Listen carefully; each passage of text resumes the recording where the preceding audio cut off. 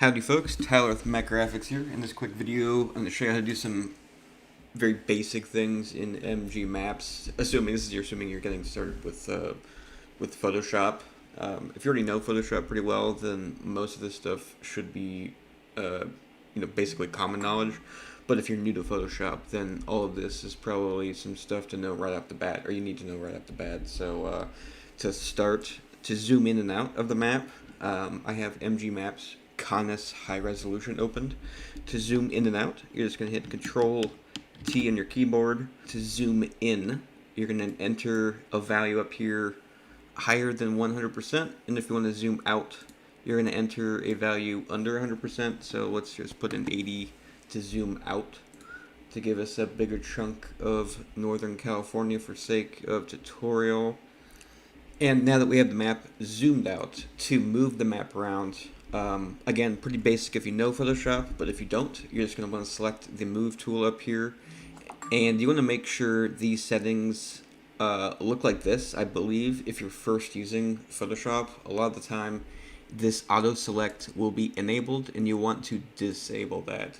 If you have this enabled, it's going to select whatever you click on exactly in a document. You don't want that. You want to be able to select the entire group or whatever you have specifically selected in the documents, or excuse me, in the layers panel.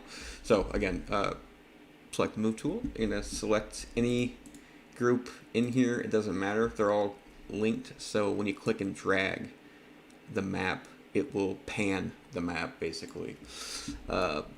So with all of that out of the way, another basic thing would be how to paint fills for precipitation or wind, or if you're forecasting thunderstorm potential, anything that requires you to fill or add fill on the map, which I assume most forecast maps will need. Easiest way to do it, or at least one of the easiest ways to do it, would be to use the brush tool. So you can hit B on your keyboard. It's going to bring up the brush tool. Here in MG Maps, you can head down to the Map Fills group, expand it, and then move down to the Landlocked Map Fills. It's already pre-made, so what this will do, this will contain all of the fills to land.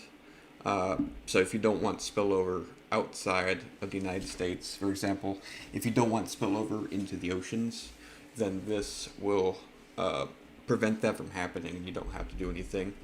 So with that out of the way, and we have the brush tool selected, you can come up here and click on, well, rather, if you're new to Photoshop, your layout may not quite look like this. So to open up the brush settings, you're going to want to head up to, I believe it's Window, Brush Settings, and it should open up the side view here. I was messing around with some stuff earlier, so that you do not want any of this selected.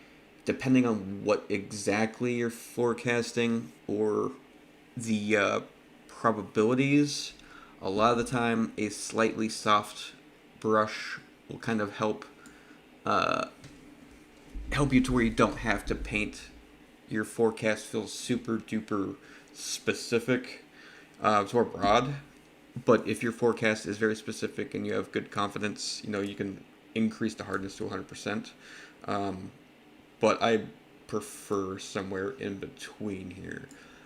For the sake of the tutorial, let's just do 50%. And for spacing, you want to enable it and bring it as low as possible, 1%. To increase the brush size, you can also go in here and click and drag on the brush size. Ample to select the color, select down here in the color swaths, and you can select, it depends on what you're forecasting. For this example, let's just assume we're forecasting thunderstorm potential. Get some yellow, and I'm going to increase the brush size a little bit more actually, and you just click and drag wherever you are painting your forecast fill. This is pretty straightforward from here on out. Changing the color, of course, once you add your lowest value, depending on what it is you're forecasting, of course, step it up to a higher probability or assumed probability, again for sake of tutorial. Paint in the next color, and I add each different value color as a different layer. So for example, once you're done with the first color, you can click on this little guy down here, and that'll make a new layer for you, and you can paint on the next value or next layer of color. So got yellow, orange, and now let's do red for maximum thunderstorm probability. And with that there, again, it's pretty easy. It's just painting, clicking and dragging for the most part. And this could pretty much apply to just about any forecasting or painting method.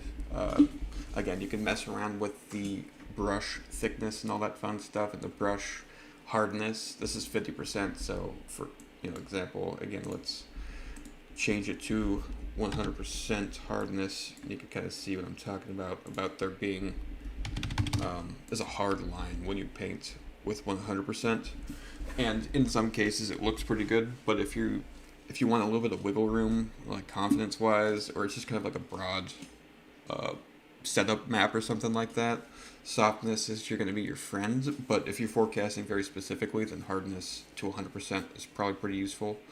And you can also use another method to fill, would be to use the pen tool. You can hit P in your keyboard and it should bring up the pen tool. And the way I used to use this, I don't use it as much as I used to, but you would click your first point, click on the next point, and then hold, and then kind of drag out to create soft lines. And you just do this to kind of ideally, highlight an area to highlight for a certain, risk category, or, a certain amount of accumulation, whether it be rain or snow or something like that. And then you can right click and hit fill path, and you can go to contents and then select fill, and then select your color. This stuff doesn't really matter, just make sure it's set to 100%. Ideally you want this to be set to normal for the blend mode, and you don't want to feather it. Anti-aliasing can't hurt, might as well enable that. And you just click OK to fill, and then you can delete the path you make, that soft line you just made. Right click and hit delete path, just so it's not stuck on there. You don't accidentally apply that path somewhere else. And you can keep doing that to click inside and create smaller paths to fill inside of the wider one, assuming you're going to add a higher value or higher category or risk category, or so forth. But yeah, those are the two primary methods that I would say are pretty common to create fills inside of a map, and that covers pretty much all of what I wanted to cover in this quick tutorial.